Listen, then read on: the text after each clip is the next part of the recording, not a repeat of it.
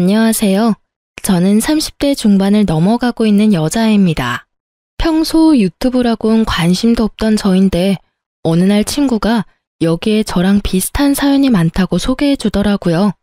그래서 처음엔 설마 하는 마음으로 채널을 찾은 저는 날밤 새워 사연들을 들었답니다. 사연 하나하나에 많은 공감과 답답함, 그리고 통쾌함을 느끼며 피곤한 줄도 모르고 들었네요. 그러다 문득 내가 겪은 얘기도 사연으로 적어보고 싶다는 생각이 들었어요. 그래서 용기를 내 사연을 보내니 부족하더라도 많은 이해 부탁드리며 이야기를 시작해 볼게요. 저와 남편은 맞선으로 만난 사이였어요. 너 이번에 잘하고 와야 한다. 의사야, 의사. 집은 좀 볼 거 없어도 직업이 좋잖니. 네 아빠 알지? 의사, 검사, 판사, 사자 사위 기다리는 거. 웬만큼 괜찮다 싶으면 그냥 결혼해. 네 나이도 곧 30 중반이야. 너 나이 더 먹으면 초혼자리는 힘들어 얘? 엄마의 지겨운 잔소리를 들으며 나간 맞선 자리. 기대라곤 눈꼽만큼도 하지 않았던 저입니다. 사실 무슨 기대감이 있겠어요? 조건 맞춰 하는 맞선, 그렇고 그런 대화나 하다 끝나겠구나 싶었어요. 그런데 기대가 너무 없었던 탓일까요? 생각보다 괜찮은 남편의 모습에 호감이 확 생기더군요. 좋은 예감 속에 시작된 맞선은 즐거웠어요. 대화도 잘 통하고요. 남편도 그렇게 느꼈는지 식사가 끝나고 가볍게 술 한잔 어떠냐고 묻더라고요.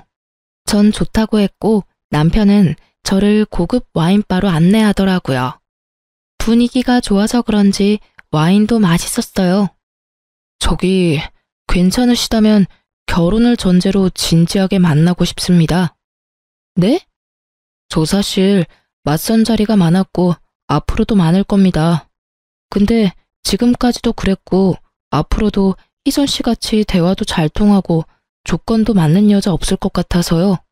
그리고 무엇보다 외모가 제 스타일이세요. 들어오시는데 정말 예쁘시다고 생각했습니다. 서두르는 감이 있다 생각하시겠지만 그래도 제 입장에선 희선 씨 놓치고 싶지 않네요. 희선 씨도 괜찮으시다면 결혼을 전제로 만나다 결혼을 하고 싶습니다. 첫 만남에 결혼을 권하는 이 남자. 남들은 어떻게 생각할지 몰라도 저는 좋았어요. 거듭된 맞선에 지칠 대로 지쳐있기도 했고 어차피 조건 맞춰서 해야 하는 결혼, 남편처럼 잘 맞는 사람을 만날 수 있을까 하는 생각이 들었어요. 그리고 결혼을 전제로 만나보는 것이지 당장 결혼을 하는 것도 아니니 손해볼 것도 없다는 생각이 들기도 했고요. 저의 승낙에 저희는 진지하게 만나보기 시작했고 그와의 짧은 연애는 생각보다 더 좋았습니다. 섬세하고 다정한 남편은 저에게도 잘했지만 저희 부모님께도 잘했습니다. 그런 남편의 모습에 저는 결혼을 마음먹었고 만난 지 4개월이 되었을 때 결혼 준비를 시작했습니다. 준비 과정도 순조로웠어요. 당연했죠. 원하는 자리, 원하는 평수의 상가를 매입해 병원 개원 준비도 시작했고 40평대 아파트, 외제차까지 그 모든 것을 저희 부모님이 해주셨으니까요. 사전에 약속된 사항이라 저도 대수롭지 않게 생각했어요. 모든 것을 시어머니의 권유대로 공동 명의로 진행할 때도 저는 그러려니 했습니다. 그 당시 저는 당연히 이혼은 생각지도 않았고 그렇기에 명의 문제로 얼굴을 붉히기 싫었으니까요. 그런 제 호의가 만만해 보였던 걸까요? 연애 시절 시어머니는 다정하진 않으셨어도 사람을 귀찮게 하는 사람은 아니었어요. 오히려 무관심에 가까웠죠. 생전 먼저 연락을 하시는 일도 없었고 어쩌다 통화를 하게 돼도 용건만 간단히 말하시고 끊으시곤 했어요. 하지만 결혼을 하고 난 뒤 어머님은 완전히 다른 사람이 되어 있었습니다. 희선아, 오늘 퇴근 몇 시에 하니? 저 오늘은 일찍 퇴근해요, 어머님. 한 5시쯤이요. 잘 됐구나. 퇴근하고 집에 좀 들르거라. 온 김에 저녁도 같이 먹고. 아, 네, 어머님. 신혼여행에서 돌아와 첫 출근을 한 날, 저는 어머님의 호출에 시댁으로 향했습니다. 갑작스런 호출에 당황스럽긴 했지만 혼자 계신 시어머님이 많이 적적하신가 보다 했습니다. 시아버지는 남편이 어릴 때 돌아가셨고요. 어머님, 저 왔어요. 그래 왔니? 와서 이것 좀 거들어라. 저를 기다리고 있던 것은 거대한 대야에 담긴 이불 빨래였어요. 대야가 얼마나 큰지 거짓말 못해서 욕조만 하더군요. 순간 친정에서도 해보지 않은 이불 빨래를 왜 내가 해야 하지? 하는 생각이 스쳤지만 일단 왔으니 시키는 대로 해보자는 생각이 들었어요. 시어머님 혼자 낑낑대며 이불을 밟고 계시는 모습이 안쓰럽기도 했고요. 그렇게 이불 빨래를 마치고 집으로 돌아왔어요. 저녁까지 먹고 가시길 원하는 눈치였지만 힘들어서 밥은커녕 그저 눕고 싶은 마음뿐이었거든요. 집으로 돌아온 저는 땀범벅이 된 몸을 빨리 씻고 침대에 누워 쉬고 있었어요. 마침 퇴근하고 돌아온 남편이 죽어가는 저를 보고 깜짝 놀라선 다가왔어요. 여보, 어디 아파? 얼굴이 왜 그래? 아, 오늘 너무 힘들었어. 오랜만에 출근해서 그래? 그러게, 이제 어린이집은 그만두라니까. 저는 당시에 10년차 어린이집 선생님이었어요. 어릴 때부터 어린이집 선생님이 꿈이었던 터라 대학도 유아교육과를 졸업했고 처음 취업을 한 어린이집에서 쭉 아이들을 보살피고 있었어요. 전 제 직업에 대한 자긍심이 강했고 이제 편히 쉬길 원하는 남편의 권유에도 불구하고 전 일을 하고 있었어요. 일은 몸에 익어서 힘들 것도 없어. 가끔 정신이 힘든 거지. 그럼? 지금 당신 얼굴에 핏기 하나 없이 창백해. 오늘 어머님 댁에 불려가서 이불 빨래 엄청나게 해서 그래. 한 3시간은 안 쉬고 빨래만 밟았어. 뭐? 남편은 당장이라도 시어머님께 전화라도 할 요량으로 휴대전화를 꺼내들었고 전 필사적으로 말렸어요. 뭐하게? 어머님께 전화하게? 전화해서 앞으로는 그러지 말라고 해야지. 아, 됐어. 당신이 그러면 내가 뭐가 돼? 괜히 힘들게 일하고 욕까지 듣게 만들지 말고 다리나 좀 만져주라, 응? 어휴, 어디? 여기? 거기. 저도 고단했지만 마찬가지로 고단했을 남편이 밤늦게까지 제 다리를 주물러주는 모습을 보니 역시 결혼하길 잘했다고 생각했어요. 그 뒤로도 시어머님은 적게는 일주일에 1번, 많게는 일주일에 4번을 저를 불러 잠일을 시키더군요. 오로지 제 편인 남편이 있었지만 병원이 바빠지면서 코피까지 쏟으며 열심히 하는 남편에게 괜히 이런 일로 신경 쓰이게 만들고 싶지 않았어요. 그래서 저는 시댁으로 도우미를 불러들였어요. 나이 많으신 어머님이 스스로 하셔라 말할 수도 없는 노릇이고 그렇다고 저도 더는 식모짓을 하기 싫으니 어쩌겠어요. 그냥 일주일에 3번 일단 한 달 방문으로 예약하고 결제까지 끝내버렸어요. 이선아, 고맙다. 내가 며느리 덕분에 이런 호강을 다 누려보는구나. 집에 먼지 한 톨 없이 반짝반짝 아주 모델 하우스가 다름없구나. 마음에 드신다니 다행이에요. 그럼 아범 시간 빌 때 한번 찾아뵐게요. 시어머님 반응도 나쁘지 않았고요. 저는 오랜만에 주어진 자유에 그간 쌓였던 피로를 풀며 아주 평화로운 시간을 보내고 있었어요. 하지만 그 평화는 오래가지 않았죠. 여보, 300만 원 결제, 이거 뭐야? 아, 그거? 어머님 댁에 도우미 보내드렸어. 한 달치 선불로 결제했거든. 뭐? 당신이 급한 일 있으면 쓰라고 준 카드로 결제했어. 어머님이 하루가 멀다고 불러서 이 일 저 일 시키시는데 도저히 안 되겠더라고. 그렇다고 전 못해요. 어머님이 다 하세요. 이럴 순 없잖아. 그래서 당신 카드로 결제했어. 엄연히 당신 집에 쓴 돈인데 아까워? 아니야. 네, 저는 도우미분 급여를 남편 카드로 결제했어요. 친정에 돈이 많을 뿐이지 제 월급은 많지 않았고 시댁 일인데 굳이 제 쥐꼬리 같은 월급을 쓸 필요는 없잖아요. 이럴 때 쓰려고 코피 쏟아가면서 일하는 거 아니겠어요? 당황하는 남편을 보며 이건 좀 심한가? 하는 생각이 들었지만 시어머님의 행동으로 봤을 때 이대로 뒀다간 저를 종부리듯 부려먹을 것이 자명했기에 저는 더 당당하게 나가기로 했습니다. 다음 날 남편에게 이러한 사실을 전해들은 시어머니가 노발대발하며 전화하셨더라고요. 예, 넌 생각이 있니 없니? 하나밖에 없는 내 의사 아들이 밤낮 없이 피땀 흘려 버는 돈으로 사람을 보내? 넌 친정에서 그렇게 가르쳤니? 남편 돈으로 사치하면서 그렇게 살라고 가르쳤어? 네, 어머님. 저희 친정에선 이렇게 가르쳤어요. 뭐? 저희 친정에선 작은 일에 괜히 힘들이지 말고 돈으로 해결할 수 있으면 돈으로 해결하는 것이 가장 현명하다. 이렇게 가르쳤어요. 그래서 전 가르침대로 아범 돈으로 도우미 불러드렸고요.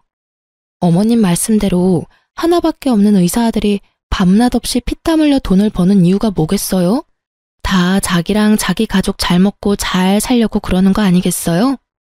자기야 좋은 차, 좋은 집, 병원 원장까지 됐으니 그 정도면 성공했고 나머진 어머님하고 저뿐인데 어머님은 집안일이 힘드시고 저는 그런 어머님을 돕느라 힘이 드니 어쩌겠어요? 어머님께 일어난 일은 돈으로 해결이 가능하고 마침 의사 아들은 돈을 잘 버니 돈으로 쉽게 해결하는 수밖에요. 그리고 어머님도 좋아하셨으면서 왜 이제 와서 이러세요?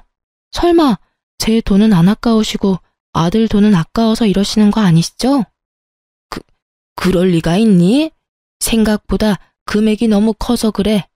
300만 원이 누구 집의 이름도 아니고 그냥 네가 와서 슬쩍슬쩍 도와주면 되는 것을. 어머님, 슬쩍슬쩍 아니고요. 저 진짜 힘들었어요. 어머님도 힘드셔서 저 부르셨으면서. 이왕 결제한 거니까 그냥 이번 달은 즐기시고요. 정 부담되시면 다음 달부턴 일주일에 한 번만 오시는 걸로 할게요. 아니다.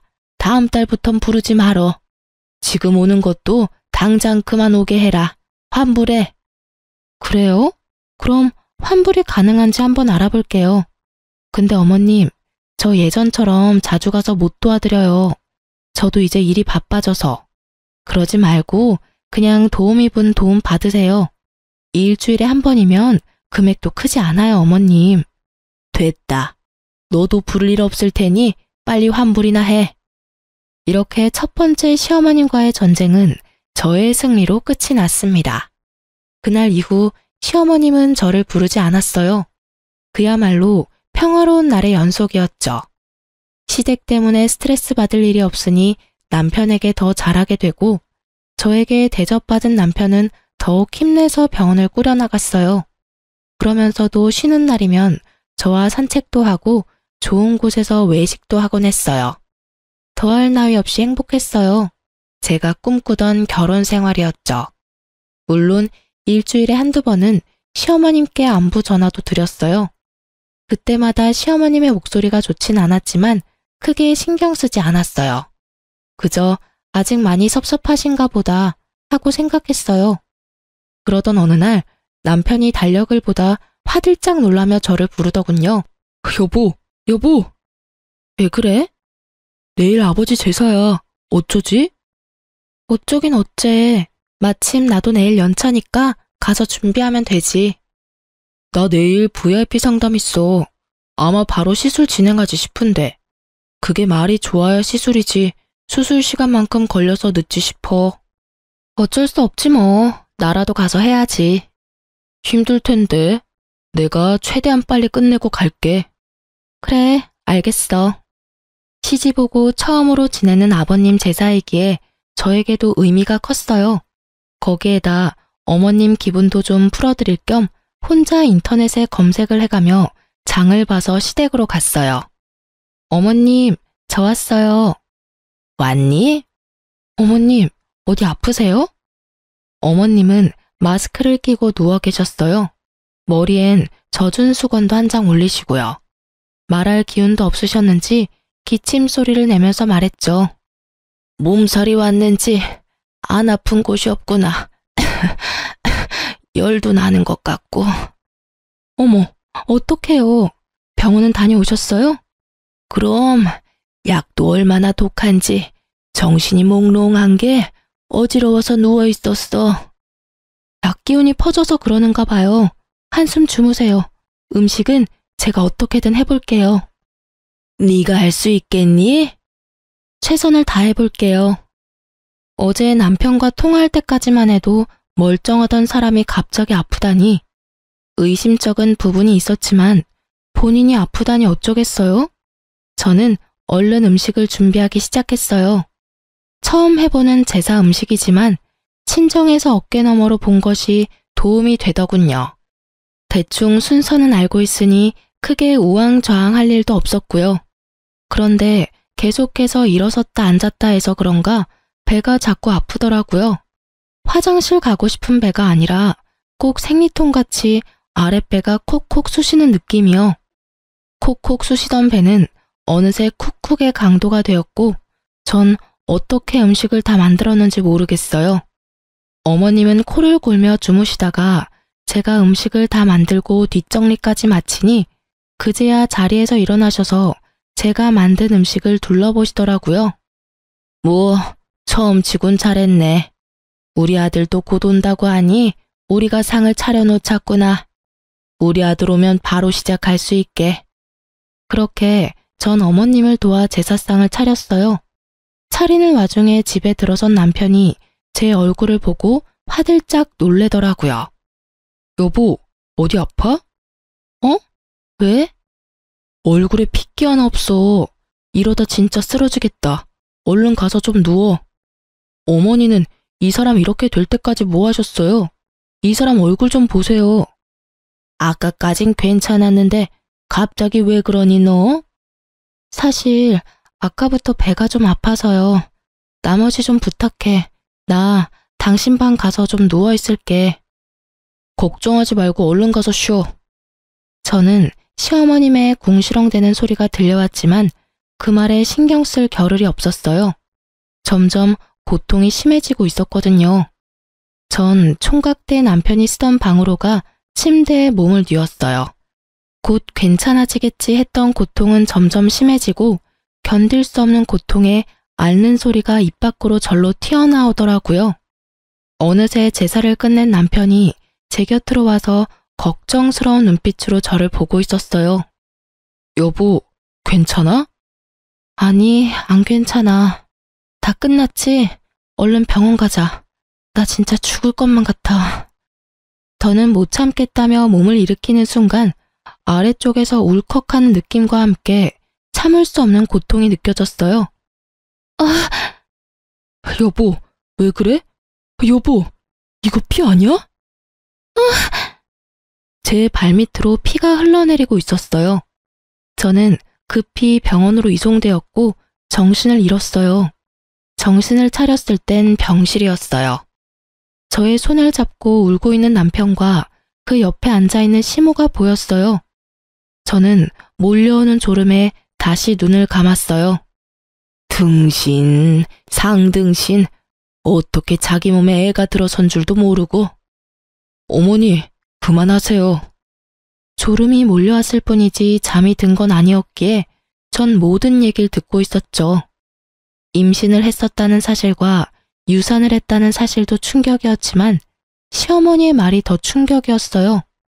당장이라도 일어나서 어떻게 말씀을 그렇게 하시냐 따지고 싶었지만 더 들어보기로 했어요. 그만하긴 뭘 그만해? 어디 내가 틀린 말 했니? 여자가 어떻게 자기 뱃속에 아기가 생긴 줄도 몰라?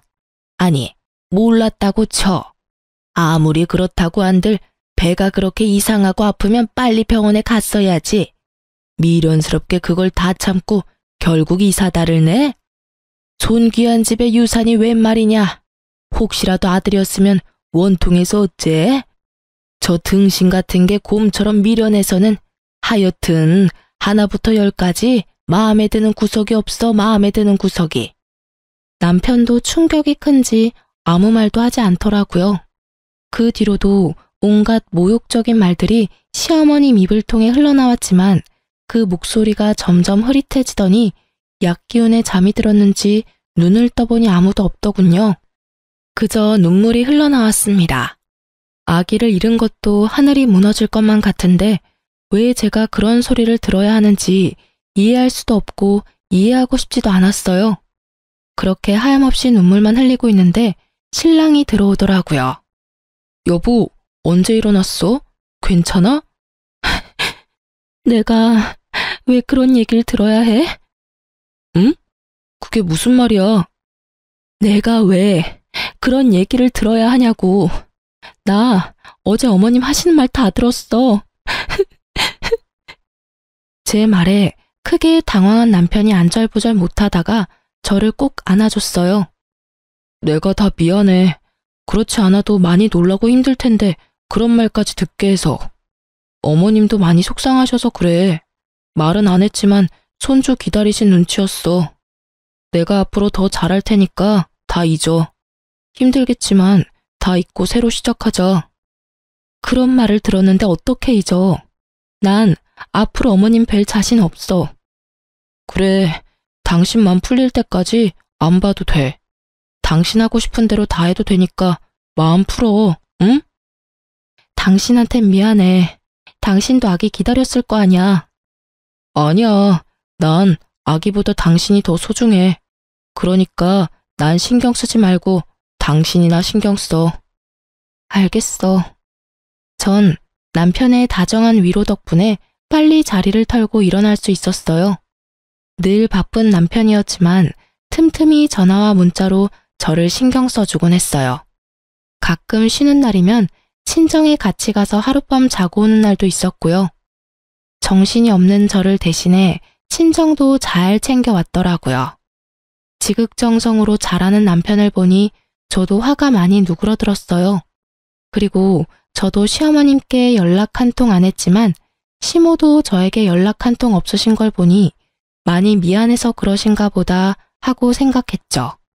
그래서 저는 2번 다시 보지 않겠다던 제 다짐을 굽히고 다가오는 제사에 시댁으로 가기로 했어요. 다음 주 또 제사 있지? 그땐 나도 갈게. 정말? 그래, 당신이 이렇게나 노력하는데 나도 노력해야지. 정말이지? 고마워. 여보, 그렇지 않아도 어머니가 많이 미안해하고 계셔. 그땐 너무 속상해서 그랬다고. 앞으로 내가 더 잘할 테니까 당신도 화 풀어. 알겠어. 우리 진짜 잘 살자.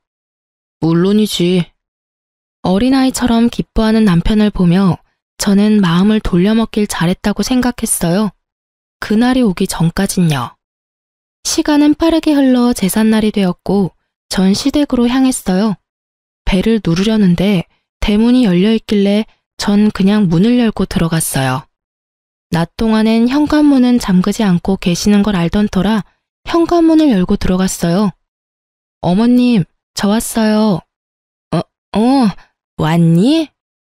웃으며 TV를 보던 시어머님은 저를 보더니 굳은 표정으로 갑자기 마스크를 끼셨어요. 그리곤 어색하기 짝이 없는 연기를 하시더라고요. 아이고, 머리야, 몸이야. 왜 그러세요? 또 아프세요? 비아냥거리는 제 물음에도 어머님은 꿋꿋하게 연기를 이어나가셨어요. 그러게나 말이다. 저번에 그런 일도 있고 이번에는 나도 좀 거들려고 했는데 도저히 안 될 것 같아. 눈에 뻔히 보이는 연기에 저는 그저 웃음만 났어요. 아, 그러세요? 어쩔 수 없죠. 쉬세요. 그래도 될까? 그럼 부탁 좀 하마. 저는 이제서야 명확해졌어요. 시어머님은 저한테 미안한 것이 전혀 없는 사람이라는 것을요. 그리고 제가 아무리 노력한다고 한들 바뀔 사람이 아니라는 것을요. 전 휴대전화를 꺼내 엄마에게 전화했어요. 여보세요? 엄마 난데 오늘 여사님 계시지? 늘 계시지. 여사님은 왜? 내가 주소 보내줄 테니까 그리로 여사님 좀 보내줘. 급하게 제사 음식 준비해야 하는데 나 혼자는 무리야. 이런 일까지 부탁해서 미안하다고 꼭 전해주고. 그런 걱정하지 말고 주소나 보내. 그런 사실 알면 내가 가지 말라고 해도 여사님이 간다고 난리치실 게다. 고마워. 문자 바로 보낼게. 그렇게 불이 나게 오신 여사님은 저의 부탁에 따라 재료를 다듬어 주셨어요. 부치고 삶고 굽고 끓이는 것은 제가 하고요. 여사님께선 다 해주신다고 했지만 그래도 제사 음식인데 제 손으로 마무리하고 싶었어요. 시어머님은 미워도 남편은 사랑했으니까요. 마지막 탕국에 불을 껐을 때 시어머님은 하품을 늘어지게 하며 방에서 나오시더군요. 다 했니? 어머, 누구세요? 전 시어머님의 말을 무시하고 여사님을 먼저 돌려보냈어요. 여사님, 고생 많으셨어요. 밖에 택시 기다리니까 빨리 가보세요. 여긴 제가 알아서 할게요. 감사해요. 여사님이 돌아가신 후 시어머님은 저를 붙잡고 불같이 화를 내시기 시작했어요.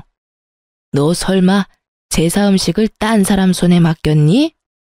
네, 도저히 저 혼자서는 못해서요. 너 제정신이니? 어떻게 다른 것도 아니고 제사 음식을 남의 손에 맡겨? 제가 큰 잘못을 한 것이었을까요? 전 아무리 생각해도 제가 잘못한 것을 모르겠더라고요. 그래서 전 참지 않고 할 말을 했습니다. 그러면 어떡해요? 어머님은 너무 편찮으셔서 손가락 하나 까딱하실 힘도 없으시고 저도 유산하고 망가진 몸이 아직 돌아오지도 않았어요. 그렇다고 제사를 미룰 수도 없는 노릇이니까요.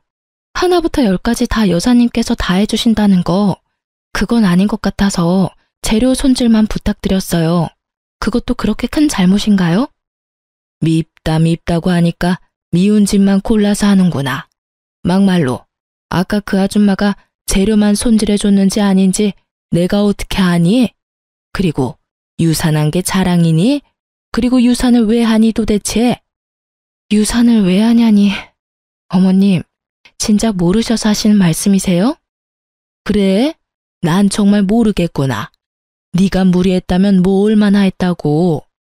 말이 나왔으니까 하는 말인데 우리 때는 그보다 더한 일하고도 애만 잘 낳았다. 너 몸에 무슨 문제라도 있는 거 아니니? 아니지. 몸보다는 머리에 문제가 있을 수도 있겠구나. 그러니까 애가 떨어지는데도 모르고 등신같이 그러고 있지. 보아하니 가정교육도 엉망에다가 직업도 별로야. 그렇다고 성격이 좋아서 고분고분한 맛이라도 있길 하나. 넌 무슨 자신감으로 우리 아들같이 잘난 의사한테 시집왔니? 애초에 너같이 멍청한 애랑 잘난 우리 아들이랑 결혼시키는 것도 아니었는데. 누굴 탓하겠니? 내가 맘이 너무 약해서 너 같은 걸 며느리라고 참고 산다 살아. 시어머님 말씀을 듣고 있자니 어이없어 웃음만 나오더라고요. 무슨 부귀영화를 누리겠다고 아직 좋지도 않은 몸을 이끌고 와서 여사님께 민폐까지 끼쳐가며 음식을 해댔는지 참 시어머님 말처럼 제가 등신이었더라고요. 그래서 전 더는 등신같이 굴지 않기 위해 제가 만든 음식을 큰 통에 다 담았어요. 너 뭐하니? 어머님 말씀대로 제가 참 등신이었네요. 그래서 이제 그렇게 안 살려고요. 이 음식은 제가 다 가져갈게요. 어머님 말씀대로 누가 만들었는지 알지도 못하는 음식 제사상에 올릴 수 없잖아요. 이건 제가 다 가져갈 테니까 음식 준비는 어머님이 알아서 하세요. 뭐라고? 그리고 이 등신 같은 미련한 며느리는 이만 가볼게요. 전 어머님이 절 이렇게나 미워하고 싫어하시는 줄 모르고 어렵게 마음 돌려왔는데 이제 그딴 짓 하지 않으려고요. 앞으론 무슨 일이 있어도 찾아오는 일 없을 테니 저한테 연락하지 마세요.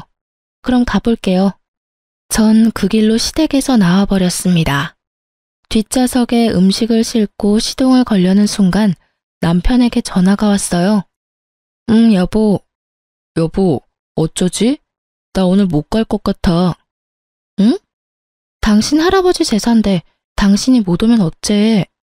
나 오늘 중요한 VIP 수술 있는데 깜빡했지 뭐야? 어쩌지? 나도 지금 어머님이랑 한바탕 하고 나오는 길이란 말이야.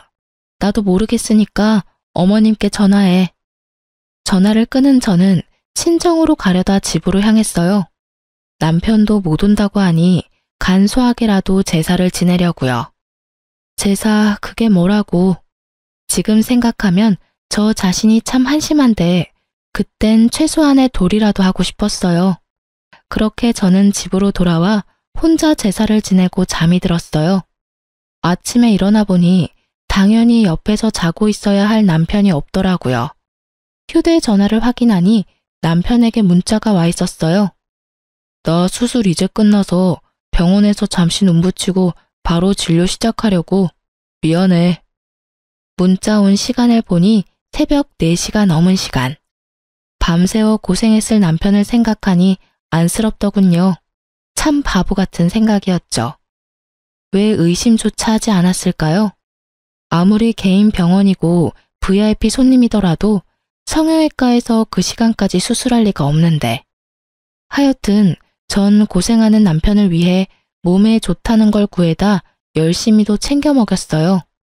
유산 이후 쉬던 터라 시간이 많기도 했고 시어머니와 그렇게 끝내버린 것이 남편에게 내심 미안하기도 했거든요. 그런데 남편은 점점 바빠졌고 외박하는 날이 잦아졌어요. 여보, 왜 이렇게 외박이 잦아?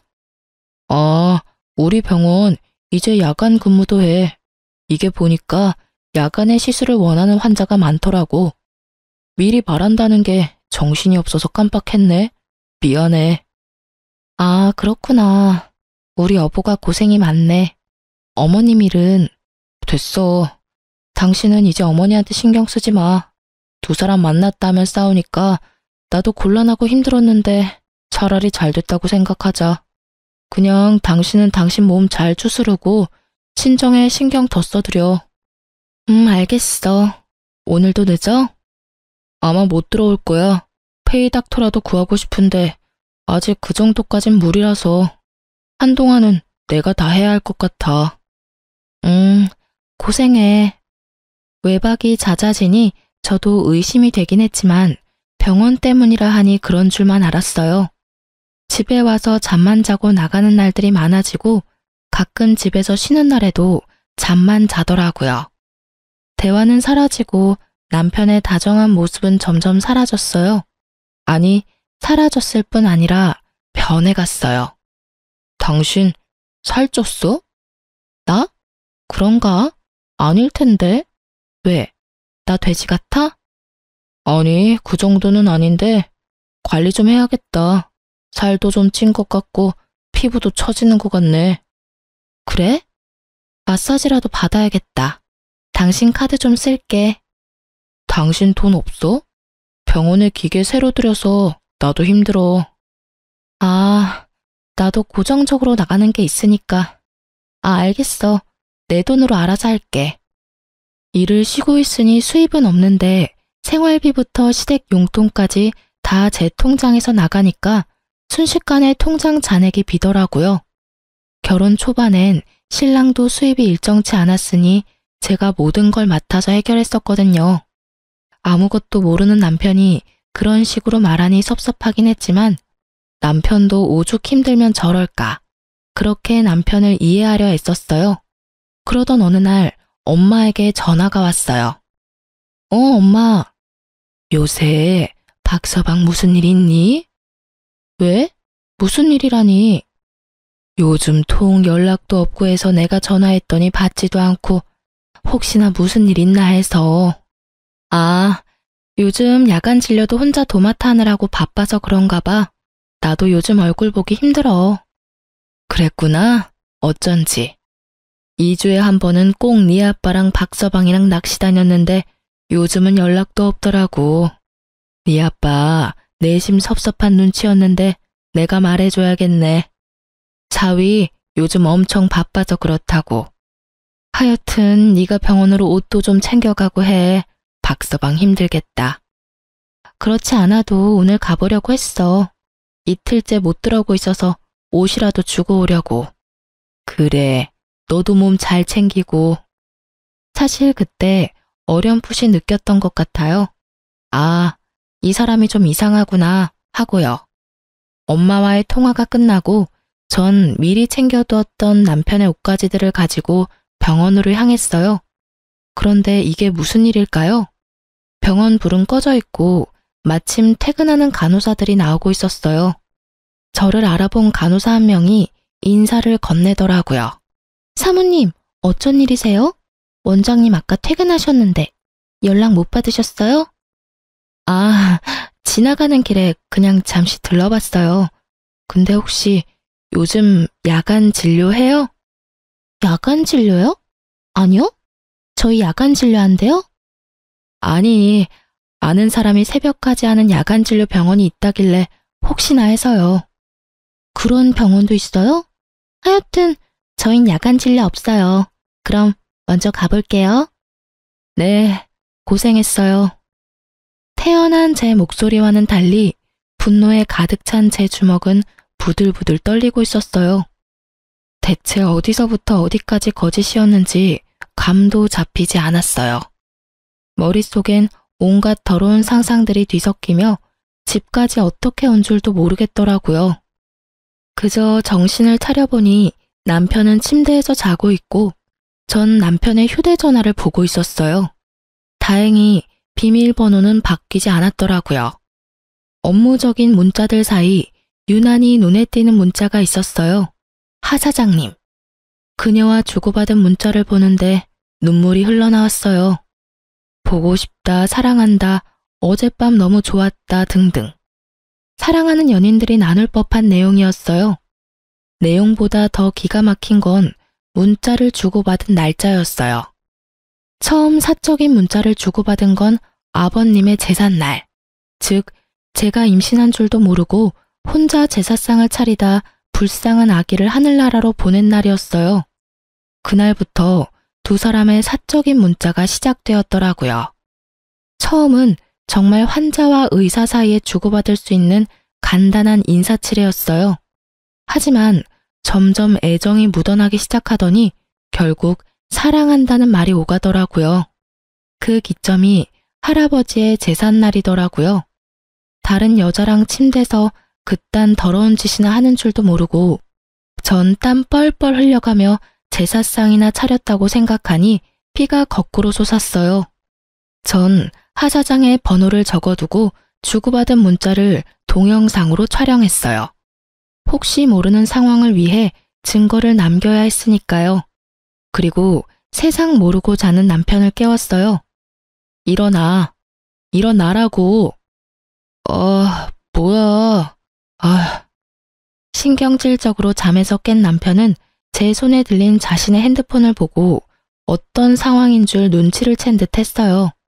잘못했다고 싹싹 빌 거라는 제 예상과는 달리 남편은 당당하더군요. 그렇지 않아도 얘기하려고 했는데 그걸 못 참고 휴대폰까지 뒤졌어. 그래, 맞아. 나 다른 사람 생겼어. 우리 이혼하자. 뭐? 당신, 뭐가 그렇게 당당해? 이혼? 그게 당신 입에서 나올 말이야? 최소한 미안하다는 말이라도 해야 하는 거 아니야? 그래. 미안해. 그러니까 이혼하자. 한숨을 내쉬며 마지못해 사과하는 남편을 보며 참을 수 없는 분노를 느낀 저는 있는 힘껏 남편의 뺨을 내리쳤어요. 이제 됐지? 일단 나 오늘은 나가서 잘게. 흥분 좀 가라앉히면 연락해. 한 대 맞아줬으니 만족하냐는 표정의 남편은 그대로 집을 나가버렸습니다. 그야말로 억장이 무너진다는 것이 이런 심정이었을까요? 전 그대로 자리에 주저앉아 남편이 나간 문을 보며 울었어요. 소리도 질렀다가 숨죽여 흐느끼다가 문득 그러고 있는 제가 한심해 웃었다가 그렇게 미쳐가다 보니 해가 떠오르더라고요. 붉게 빛을 내며 뜨는 해를 보니 제가 처한 상황이 실감이 나며 정신이 번쩍 들었어요. 이러고 있을 때가 아니지 하고요. 일단 전 시어머님께 해주던 금전적인 지원을 다 끊었어요. 마침 한 달치 용돈을 드리던 날이었는데 자동이체를 취소했어요. 돈이 들어올 때가 됐는데 들어오지 않으니 시모한테서 전화가 계속해서 오더라고요. 계속 울리던 전화가 잠잠하다 싶더니 집으로 직접 찾아오셨더라고요. 비밀번호는 어떻게 알았는지 당당하게 문까지 열고 저를 노려보고 계셨어요. 남편이고 시어머님이고 뭐가 저리 당당한지 헛웃음이 나더라고요. 너 지금 웃니? 울 순 없어서요. 무슨 일이세요? 너 왜 전화 안 받니? 그리고 돈은 왜 안 붙이니? 오늘 돈 붙이는 날인 거 잊었니? 시댁에 할 도리를 못하면 돈이라도 제때 보내야 할 거 아니냐? 어머님, 저한테 돈 맡겨두셨어요? 그게 왜 네 돈이야? 엄연히 내 아들 돈이지. 아니요. 이때껏 어머님 드린 용돈, 그거 제 돈으로 드린 거였어요. 어찌 되었든 그 돈이 그 돈 아니니. 됐고, 얼른 돈이나 붙이거라. 제가 왜요? 저 돈 없어요. 저의 태도에 시어머님은 노발대발 저한테 화를 내더라고요. 저는 그러든가 말든가 남편에게 전화를 걸어 얼른 집으로 오라고 했죠. 시어머님은 그런 저를 보며 더욱 언성을 높이며 호통을 쳐댔지만 전 아무런 대꾸도 하지 않고 그저 보고만 있었어요. 근처에 있었는지 남편이 빨리도 왔더라고요. 당신 어머님 좀 데리고 가줄래? 나한테 돈 내놓으라고 하는데 내가 참 어이가 없어서. 내가 당신 집안 ATM 기기야? 왜 나한테 와서 돈을 달래? 어머니, 가세요. 저년 저거 말하는 꼴 좀 봐라. 아들 너 진짜 저딴 년이랑 살아야겠니? 참나. 당신도 들었지? 내가 이딴 취급까지 받았는데 순순히 이혼해 줄 것 같아? 이혼? 이혼이라니 무슨 말이니? 나가서 말씀드릴 테니 얼른 나오세요. 다시는 찾아오지도 마시고요. 얼른 모시고 가. 이 이상 선 넘으면 죽을 때까지 이혼 안 해줄 테니까 그렇게 알고. 저의 협박과도 같은 으름장에 남편은 시어머님을 끌고 가다시피 데리고 나갔어요. 저는 다시 정신을 차리고 적어두었던 내연녀의 번호를 찾아 전화를 걸었어요. 저의 전화를 받은 그 여자는 많이 당황하더라고요. 저 역시 당황스러웠어요. 알고 보니 이 여자 엄청난 재력가더라고요. 남편이 당당한 것엔 이유가 있었어요. 거기에다 남편이 이미 이혼을 마친 돌싱남으로 알고 있었어요. 산 넘어 산이라더니. 남편의 거짓말은 어디까지일까요? 제가 알던 남편은 대체 누구였던 걸까요? 전 온몸에 소름이 끼치더라고요. 그러면서 묘수가 떠올랐어요. 그날 저녁 저의 호출에 남편이 집으로 왔어요. 당신 이미 이혼했다고 거짓말했다며? 당신이 그걸 어떻게... 설마 그 여자랑 통화했어? 그럼 내가 그 문자도 다 봤는데 전화번호도 안 적어뒀을 거라 생각했어? 미쳤어? 그 사람한테 뭐라고 했어? 설마 다 말한 건 아니지? 미치긴 당신이 미쳤네. 아직도 상황 판단이 안 돼? 어디서 큰 소리야? 무릎 꿇고 빌어도 될까 말까 하는 상황에. 원하는 게 뭐야? 집, 차, 병원, 결혼할 때 우리 집에서 해줬던 모든 거 다 내 명의로 바꿔. 병원은 그냥 당신이 나한테 비싸게 사. 어차피 의사질은 계속 해야 할 거 아니야. 그리고 위자료도 내놔. 이때까지 내가 당신 집에 지원했던 생활비까지 다 포함해서. 뭐? 그 여자도 돈 많은 것 같은데? 괜한 작은 거에 미련 가지다 큰 거 놓치지 말고 그냥 다 내려놓고 그 여자한테로 가. 따져보면 손해보는 짓은 아닐 텐데. 진짜 그렇게 해주면 이혼해 줄 거야? 그래, 그까짓 이혼해 줄 테니 내가 원하는 대로 다 해. 그래, 알겠어. 남편이 돌아간 후 저는 기쁨을 주체할 수가 없었어요. 남편의 외도를 알게 된 후 변호사 친구와 만나 상담을 했었어요. 변호사 친구의 말이 위자료는 당연히 받을 수 있는 상황이지만 나머지는 힘들다고 했었거든요. 집, 차, 병원 등 공동 명의인 것이 문제였어요. 하지만 전 단 1원도 주고 싶지 않았고 뾰족한 방법이 없었는데 이렇게 쉽게 일이 풀리다니. 마음은 많이 아팠지만 저런 남자와 빨리 이혼하게 된 것도 재산도 다 찾아올 수 있게 된 것도 하늘이 돕는다고 생각하니 웃음이 나더라고요. 그렇게 저의 이혼은 척척 빠르게 진행되었습니다. 유예 기간 한 달 동안 전 저보다 더 속상해하시는 부모님을 모시고 여행도 다녀오고 바쁘게 지냈어요. 드디어 기다리고 기다리던 이혼 의사 확인서를 받아 구청에 제출하고 비로소 이혼이 확정되었어요. 이렇게 끝일까요? 아닙니다. 저는 친구에게 전화를 걸어 저의 마지막 복수를 향해 약속 장소로 향했습니다. 약속 장소에 도착하니 제 친구와 결혼을 약속한 남자가 함께 있더라고요. 저는 오랜만에 한껏 꾸민 모습을 뽐내며 친구 커플의 맞은편에 앉았어요. 그리고 천천히 고개를 들어 친구와 친구의 예비 신랑을 보았어요.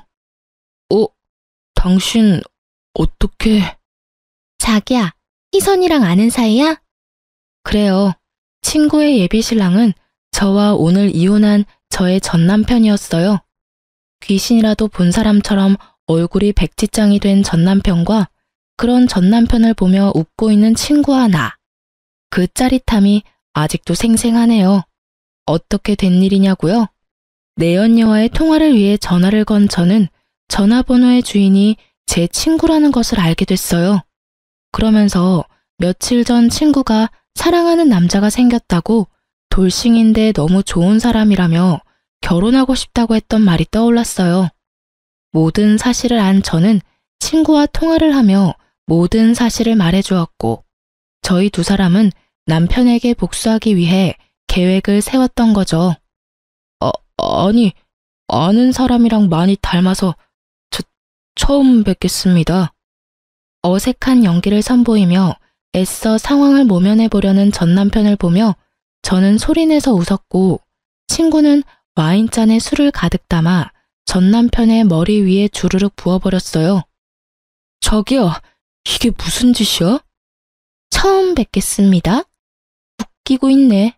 너 나한테 사기친 거야. 알고는 있니? 확 신고하려다가 그러기엔 내 시간이 아까워서 이 정도라고 끝내는 거니까 다시는 희선이나 내 앞에 얼쩡거리지 마. 알겠어?